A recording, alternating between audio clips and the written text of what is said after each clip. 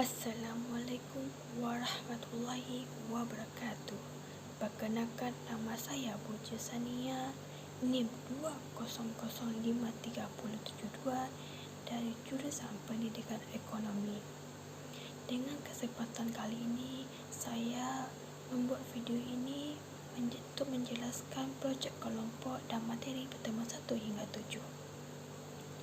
Video yang saya buat ini bertujuan untuk memenuhi ujian tengah semester mata kuliah metodologi penelitian.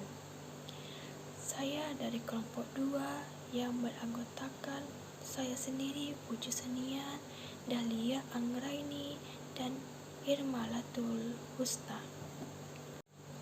Baiklah, saya akan menjelaskan projek kelompok saya yang berjudul Analisis Pengaruh Ketimbangan Ekonomi Terhadap Kemiskinan di Provinsi Sumatera Barat tahun 2010 dan 2000 hingga 2021.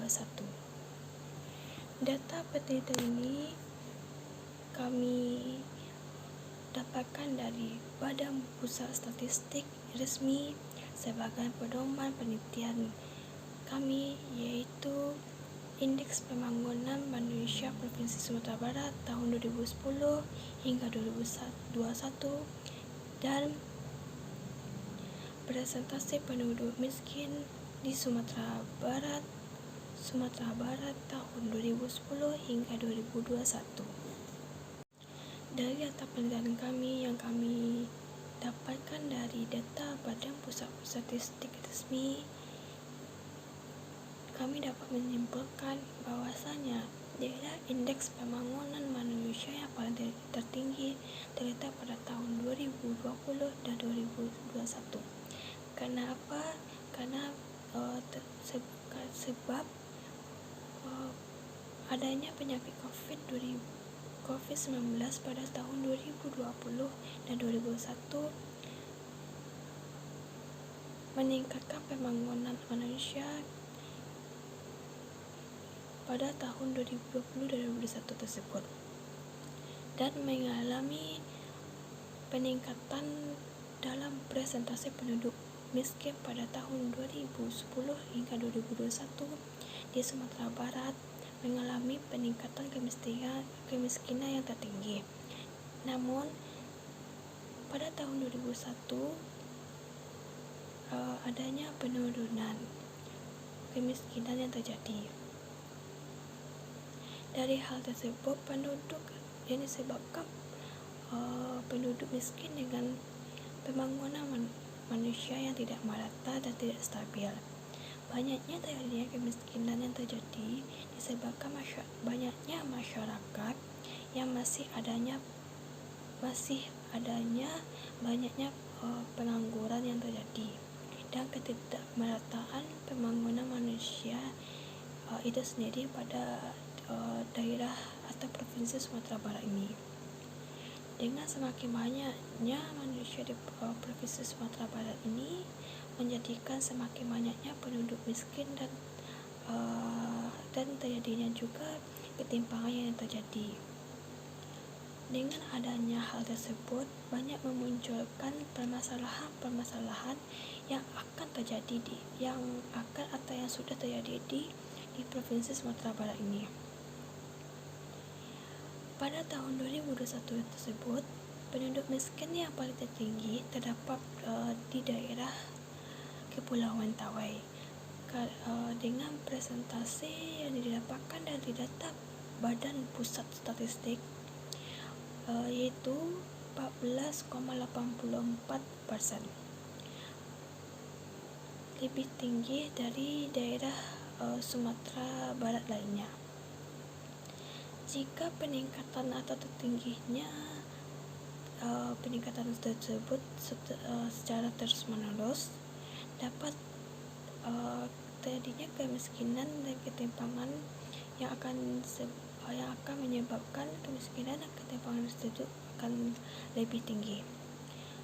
Pada tahun 2020 dan 2021 yang sejak terjadinya COVID tersebut menyebabkan penduduk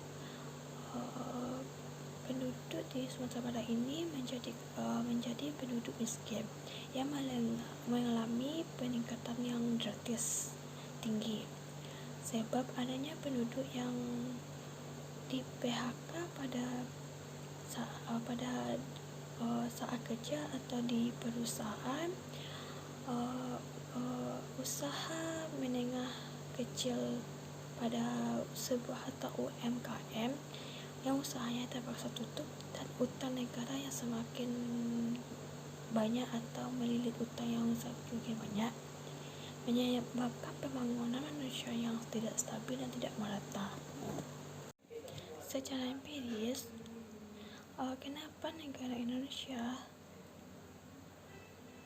salah satunya di Sumatera Barat kemiskinan itu disebabkan karena penduduk Sumatera Barat itu sendiri melakukan suatu berpindah-pindah tempat dari satu tempat ke tempat lainnya, dari satu kota ke kota lainnya, dari satu desa ke desa lainnya, yang menyebabkan kehidupannya yang merosot atau menurun.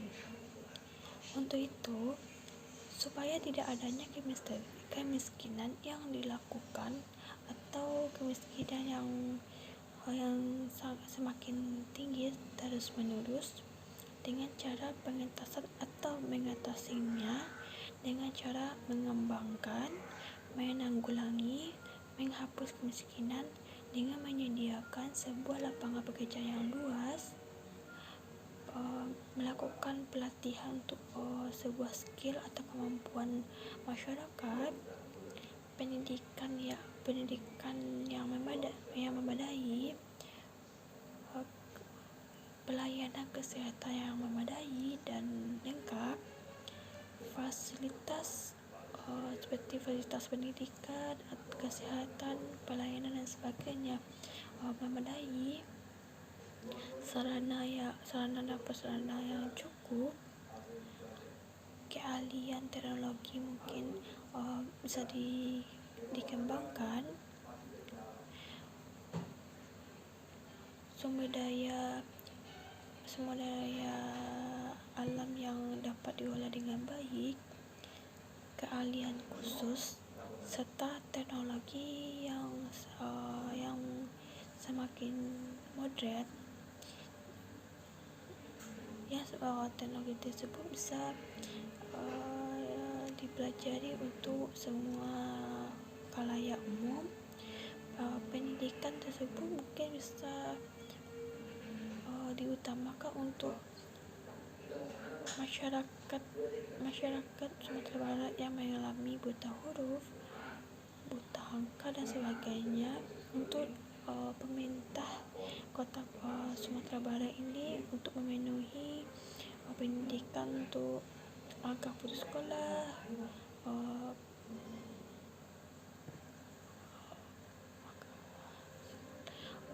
untuk buta huruf dan sebagainya yang lebih memadai. Dengan begitu mungkin kemiskinan yang terjadi di Sumatera Barat yang terus menerus meningkat ini akan mungkin menjadi semakin berkurang dan mengalami mungkin penurunan terhadap kemiskinan yang terjadi. Baiklah, selanjutnya saya akan menjelaskan pemahaman saya tentang materi pertemuan 1 hingga pertemuan 7 yang berpedoman pada silabus yang telah diberikan oleh dosen saya. Dalam silabus yang telah diberikan pada materi 1 hingga materi 7 atau pertemuan 7 membahas pertama, materi 1 membahas tentang rancangan mata kuliah. Pertemuan 2 atau materi 2 mengenai konsep-konsep dasar penelitian, mulai dari konsep, variabel, masalah, hipotesis, serta kajian ilmiah dan penelitian, mulai dari langkah-langkah penelitian, hakikat, dan sumber daya penelitian yang diambil. Pada materi 3 atau pertemuan 3 mengenai bagaimana kajian teori, kerangka berpikir, dan hipotesis serta jenis-jenis penelitian. Pada pertemuan 4 atau materi 4 mengenai populasi dan sampel penelitian itu sendiri. Populasi dan sampel tersebut ditentukan dari besar dan kecilnya sampel dan cara menentukan sampel penelitian tersebut. Pada pertemuan 5 atau materi 5 tersebut tentang mengenai instrumen tes dan non-tes. Yang materi terakhir yaitu pada pertemuan 6 dan 7 atau materi 6 dan 7 mengenai tentang pengumpulan analisis data mulai dari data korelasi, regresi, G-kuadrat, dan ANOVA. Pada pertemuan pertama atau materi pertama, saya akan menjelaskan apa itu masalah. Sebelumnya, saya akan menjelaskan arti dari masalah itu sendiri.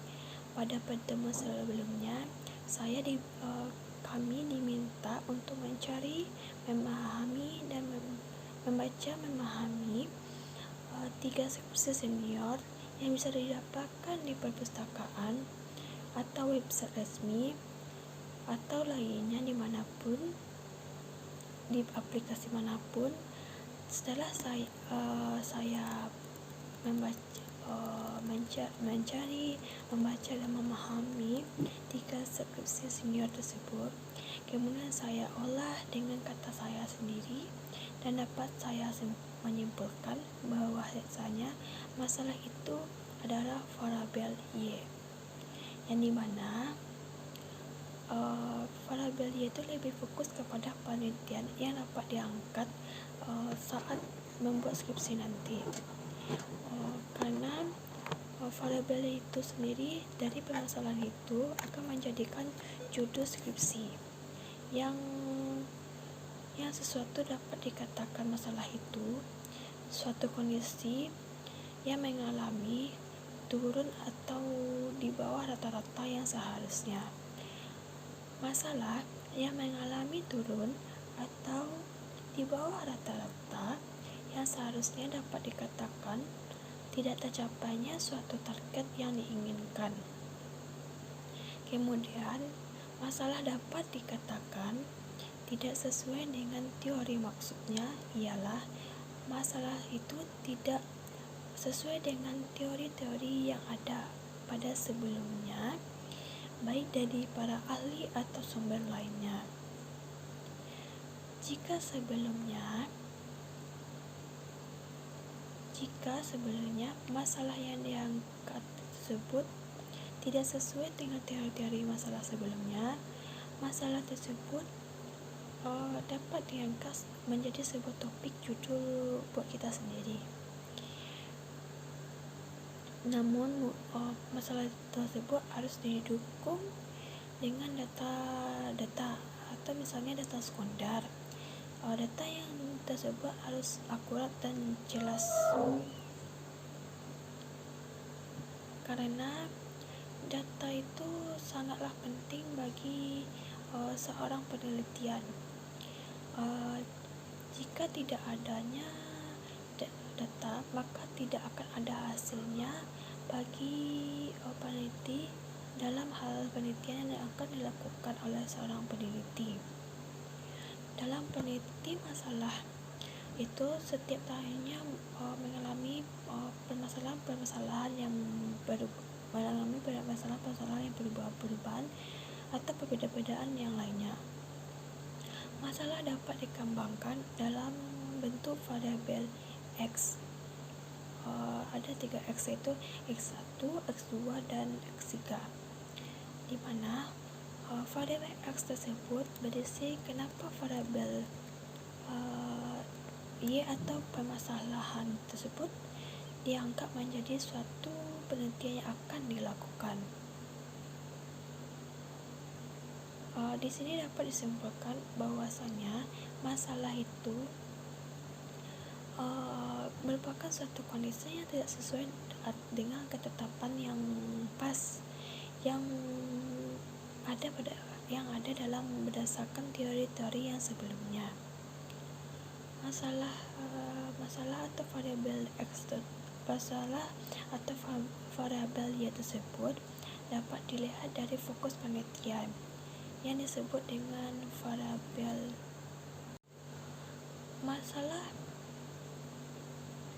Masalah dapat muncul dari penelitian berdasarkan teori-teori yang ada pada sebelumnya yang mungkin tidak akurat atau masih ada yang kurang dengan perkembangan yang belum seperti zaman canggih sekarang, atau yang belum relevan. Masalah dapat dicari atau dapat ditemukan melalui sebuah aplikasi atau dari sumber-sumber seperti gap teori, riset atau lain sebagainya. Masalah itu sendiri dapat dikembangkan dengan menggunakan variabel X1, X2, X3 karena variabel tersebut memiliki sebuah alasan kenapa kita memilih masalah tersebut menjadi topik permasalahan kita yang berdasarkan variabel X atau Y. Saya di sini akan menjelaskan bagaimana cara memilih masalah yang akurat dan efektif dalam menjadi sebuah penelitian dengan menggunakan beberapa cara. Cara pertama menggunakan itu menjadikan sebuah pengalaman kita atau pengalaman orang lain. Kenapa pengalaman tersebut menjadi sebuah penelitian? Karena dengan adanya pengalaman tersebut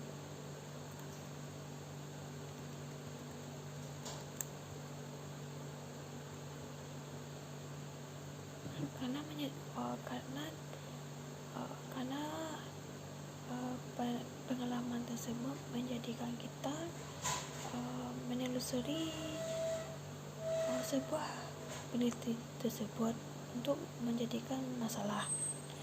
Namun masalah dari yang kita ambil dari pengalaman tersebut mungkin ada kelebihan dan kekurangannya. Kelebihan yang kita dapatkan yaitu kita dapat menjadikan pengalaman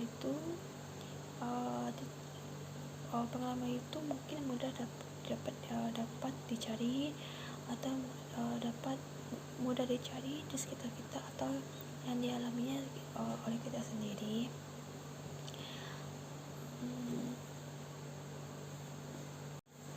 Masalah yang kita ambil dari masalah pengalaman dapat kita cari dengan mudah mungkin di sekitar kita atau kita sendiri yang ada di posisi dari pengalaman tersebut. Dan mungkin kekurangannya adalah masalah tersebut tidak dapat dicari pada penelitian sebelumnya oleh para ahli. Masalah yang kita lihat dari pengalaman mungkin ada beberapa mengalami kesulitan yang kita rasakan pada saat peneliti. Mungkin contohnya kita melihat sebuah permasalahan yang terjadi pada sebuah keluarga, baik itu dari keluarga kita sendiri maupun tetangga kita di sekitar kita. Kita dapat mengangkat permasalahan yang terjadi tersebut menjadi sebuah topik judul penelitian kita atau judul topik skripsi kita. Yang topik tersebut dapat kita olah atau kaji lebih dalam menjadi sebuah penelitian. Cara kedua dengan kita mencari masalah dari penelitian sebelumnya.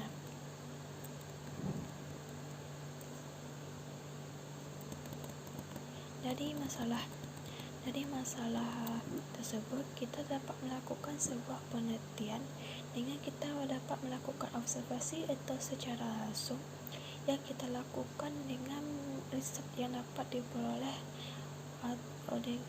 dari skripsi senior kita melalui perpustakaan atau website lainnya, dan kita olah dan melakukan penelitian kembali. Dari penelitian tersebut kita bisa mendapatkan permasalahan yang dapat kita kaji kembali. dengan hal begitu,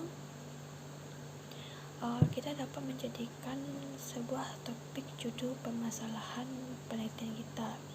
Dari penelitian sebelumnya dengan sekarang tentu adanya mungkin banyak perbedaan yang terjadi, termasuk contohnya misalkan contohnya itu perkembangan zaman yang semakin canggih. Penelitian sebelumnya dapat kita olah dengan mengikuti perkembangan zaman sekarang. Kita dapat meneliti penelitian sebelumnya dengan bisa sesuai dengan teori-teori yang sudah ada atau kajian-kajian yang sudah ada dan relevan sesuai dengan akuratnya dan kejelasannya. Cara selanjutnya yaitu dapat diteliti dengan adanya perbedaan hasil penelitian. Dari perbedaan hasil penelitian tersebut mungkin memiliki perbedaan dari hasil penelitian sebelumnya. Misalkan jika hasil penelitian A berbeda hasilnya dengan penelitian hasil B, tentu kita memiliki pertanyaan yang muncul karena suatu permasalahan dari dua hasil penelitian yang berbeda tersebut.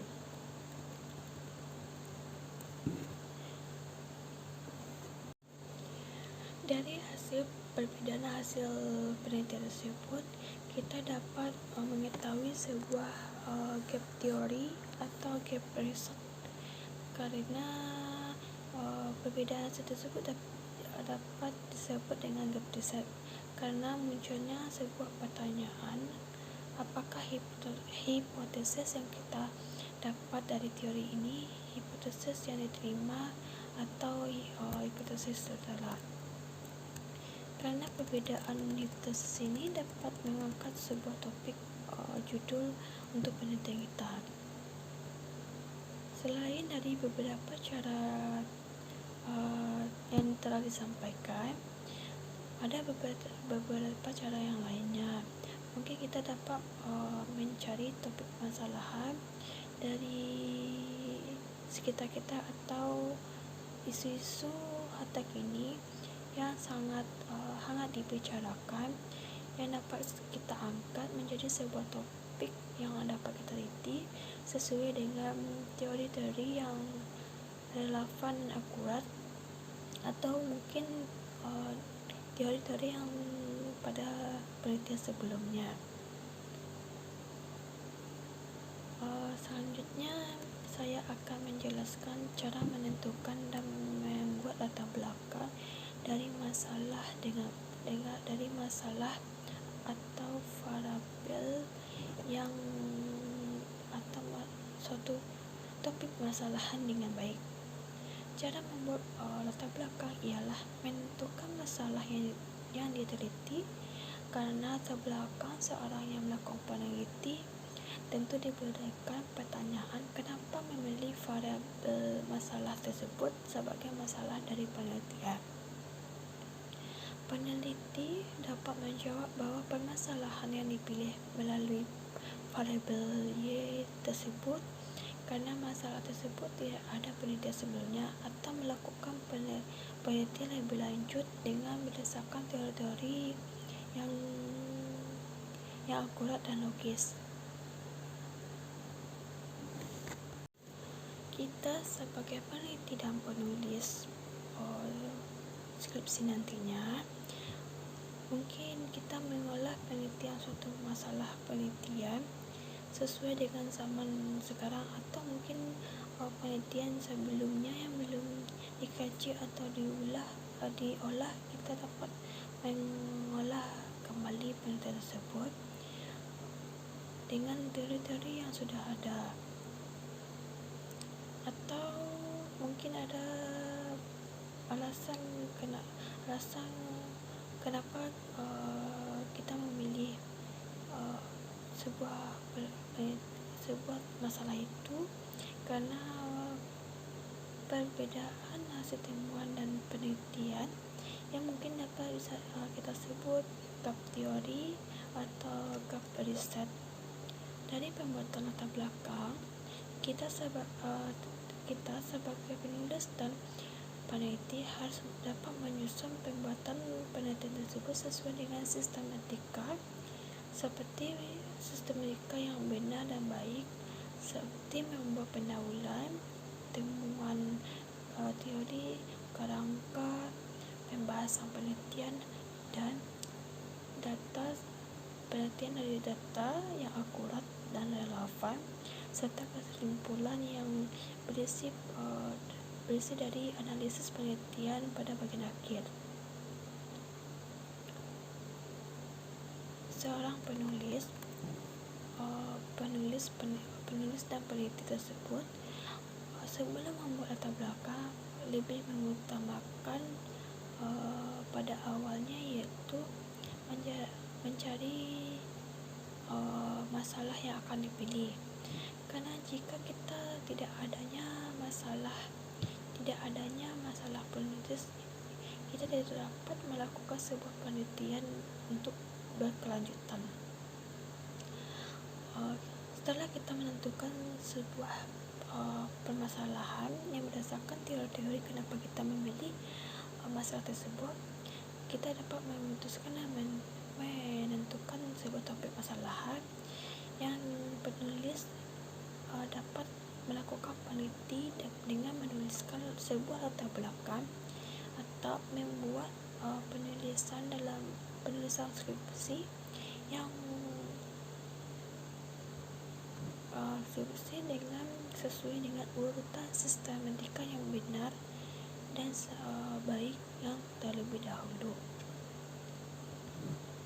Dalam pembuatan sebuah skripsi itu, hal diutamakan ialah sebuah masalah yang menjadikan sebuah pedoman untuk kita sendiri dalam penelitian. Jika sudah adanya sebuah masalah yang telah disiapkan atau dipikirkan oleh sebuah penulis, dapat melakukan observasi secara langsung, mungkin ke lapangan atau tempat di mana kita memilih sesuai dengan masalah atau topik masalah yang kita ambil, sesuai dengan data yang mungkin sudah kita olah atau kita buat. Setelah kita mendapatkan masalah dan melakukan observasi secara langsung dengan data yang ada, kita juga dapat melakukan penelitian dengan berpedoman juga kepada penelitian sebelumnya yang sudah diuji keakuratannya dan keefektifitasannya. Selanjutnya juga kita dapat mampu menganalisis dari permasalahan penelitian yang kita lakukan tersebut. Kita perlu adanya tindakan dari cara untuk kita mengatasi permasalahan dan penelitian yang disertai dengan sebuah pendapat atau argumen yang jelas sesuai dengan penelitian sebelumnya yang sudah jelas keakuratannya. Peneliti yang sudah mencari sebuah masalah harus tahu pokok permasalahan dari masalah yang kita dapat pilih, masalah yang kita pilih yang akan dijadikan skripsi nantinya, yang dapat kita cari pemecahan masalah atau solusi dari permasalahan tersebut. Namun dari beberapa permasalahan yang kita cari, kita dapat memilih satu pokok permasalahan tersebut, di mana satu pokok permasalahan tersebut kita fokuskan terlebih dahulu. Jika permasalahan tersebut kita merasakan kesulitan untuk menjadikan sebuah penelitian, kita dapat memilih satu pokok saja permasalahan yang satunya lagi. Misalnya kan kita memiliki beberapa masalahan yang akan menjadi topik masalahan. Misalnya satu permasalahan kita itu mungkin mengalami kesulitan, kita bisa mencari atau memilih permasalahan yang lainnya yang telah kita siapkan. Mungkin inti dari tersebut kita benar-benar fokus pada satu permasalahan tersebut, karena jika kita mengolah dari beberapa permasalahan tersebut, mungkin kita tidak fokus dan mengalami kesulitan. Karena hal itu, kita harus fokus pada satu pokok permasalahan saja yang akan kita cari, kita olah, dan kita telusuri dengan seksama, tekun dan bersungguh-sungguh agar kita lebih mudah untuk menyusun skripsi nantinya. Dari satu permasalahan yang kita ambil, kita dapat mencari solusi dari permasalahan tersebut. Jika kita fokus pada satu permasalahan, mungkin pikiran kita akan terbagi dan mungkin memakan waktu yang banyak dan biaya yang mahal. Maka dari itu, satu permasalahan yang kita dapatkan dan itu harus kita fokuskan dan kita seriuskan. Selanjutnya, perlu mungkin adanya kajian dari penelitian atau mungkin temuan kajian dari penelitian yang serupa dari permasalahan yang kita temukan dan kita teliti tersebut. Namun, kita perlu adanya teori yang ada dan relevan, jelas, dan perlu adanya tindakan yang alternatif dari permasalahan tersebut. Dengan adanya tindakan tersebut, kita ada upaya untuk mengatasi permasalahan atau ada solusi dari permasalahan tersebut. Dalam melakukan penelitian tentu perlu adanya sebuah sumber atau rujukan. Mungkin sumber-sumber dari artikel, jurnal, skripsi senior tahun-tahun sebelumnya, atau dari penelitian lainnya, mungkin kita yang bisa kita dapatkan melalui website dan sumber-sumber lainnya. Dari penjelasan saya perihal tentang mencari masalah atau yang bisa disebut dengan variabel Y, selanjutnya saya akan menjelaskan apa itu gap theory atau gap research. Gap research atau gap theory itu adalah perbedaan temuan penelitian sebelumnya. Konsep dari teori itu beberapa perbedaan hasil penelitian yang sebelumnya dengan mungkin sekarang. Dari perbedaan hasil penemuan akan memunculkan suatu topik permasalahan yang topik permasalahan itu dalam bentuk baru yang perlu diteliti lebih lanjut dan lebih lanjut dengan adanya solusi dari permasalahan tersebut. Adanya gap theory atau gap research ini karena adanya temuan terdahulu yang melewatkan suatu penelitian tersebut yang dapat memunculkan beberapa hasil penelitian dari peneliti. Selanjutnya, setelah peneliti tahu masalah atau variabelnya, peneliti mungkin melakukan tahap sebuah penguji dengan menggunakan rumusan pada aplikasi SPSS, Publish or Empirics, Amos, atau aplikasi lainnya yang sangat membantu membuat sebuah menganalisis penguji dari rumusan statistik.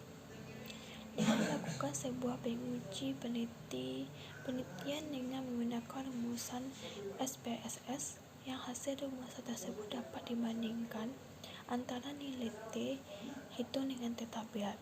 Yang hasil dari rumusan SPSS tersebut dapat memudahkan kita untuk mengolah data dari penelitian sebelumnya atau penelitian kita pada saat skripsi nanti. Karena dari hasil rumusan menggunakan SPSS atau rumusan SPSS ini dapat menentukan apakah hipotesis yang kita olah tersebut dapat diterima atau ditolak dari hasil uji tersebut. Menguji hipotesis ini ada caranya.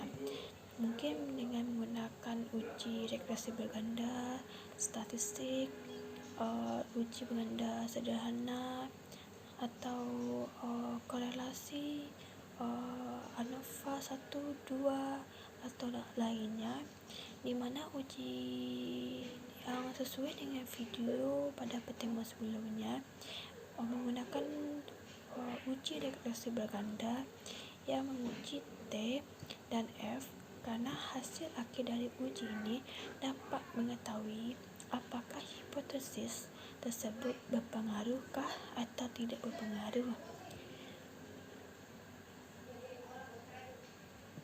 Dengan menentukan nilai parameter yang misalnya parameternya 0,05 atau 0,25 atau sebagainya, seperti terdapat soal dari video pada pertemuan sebelumnya. Dengan aplikasi rumusan ini dapat memudahkan kita membuat skripsi nantinya, karena kita dapat mengolah data tersebut dengan rumusan SPSS ini, mungkin dengan menggunakan uji regresi berganda sederhana ANOVA 1 atau 2 dan korelasi atau sebagainya. Mengolah data tersebut dapat kita olah melalui observasi langsung saat penelitian atau menggunakan kuesioner yang akan kita buat nantinya. Dengan data tersebut dapat memudahkan mungkin nanti memudahkan kita mulai menentukan suatu permasalahan atau variabel Y yang telah kita buat sesuai dengan teori-teori yang sudah ada, hingga nanti kita hasil akhirnya bagian akhirnya nanti kita membuat kesimpulan yang tentunya mungkin tidak adanya skripsi yang sempurna, namun dengan tekad rajin, bersungguh-sungguh dan kerja keras, mungkin skripsi itu dapat kita kerjakan asal kita melakukan skripsi itu tidak malas-malasan dan tekad yang kuat. Dalam penulisan skripsi tentu perlu adanya sistematika yang sesuai dengan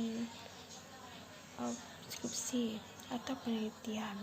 Pertama yaitu bagian awal yang terdiri dari judul atau topik masalah, cover, halaman persetujuan, halaman penyelesaian penguji, halaman keaslian skripsi yang dibuat, kemudian kata pengantar, abstrak yang berisi inti dari pokok skripsi yang dibuat dari penulis skripsi, daftar isi, daftar tabel, daftar gambar, dan lain-lainnya. Untuk bagian kedua, membuat isi latar belakang yang bersih. Kenapa penulis atau peneliti itu memilih masalah itu harus sesuai dengan teori yang ada. Kemudian rumusan masalah yang berisi analisis dari masalah penelitian tersebut yang sesuai dengan variabel-variabel. Dalam penulisan skripsi tentu perlu adanya tujuan penelitian, hasil dari penelitian sesuai dengan rumusan masalah yang akurat dan efektif. Selanjutnya, landasan teori itu digunakan untuk memecahkan masalah. Selanjutnya, metodologi penelitian yang membuat jenis-jenis penelitian, langkah-langkah penelitian, tempat, teknik pengumpulan, pengumpulan data, analisis data, dan sebagainya. Selanjutnya, pembahasan yang diperoleh dari analisis data dari penelitian yang dilakukan. Yang terakhir, adanya kesimpulan dan saran yang berisi kesimpulan penelitian tersebut dari hasil penelitian dibuat untuk mungkin dapat diolah atau diuji kembali oleh peneliti selanjutnya. Selanjutnya, setelah peneliti tersebut mendapatkan masalah atau suatu variabel, peneliti dapat menentukan jenis penelitian seperti apa yang akan dilakukan. Misalnya pilihan jenis penelitiannya itu penelitian kualitatif, kuantitatif, penelitian deskriptif, penelitian studi kasus, dan mungkin sebagainya.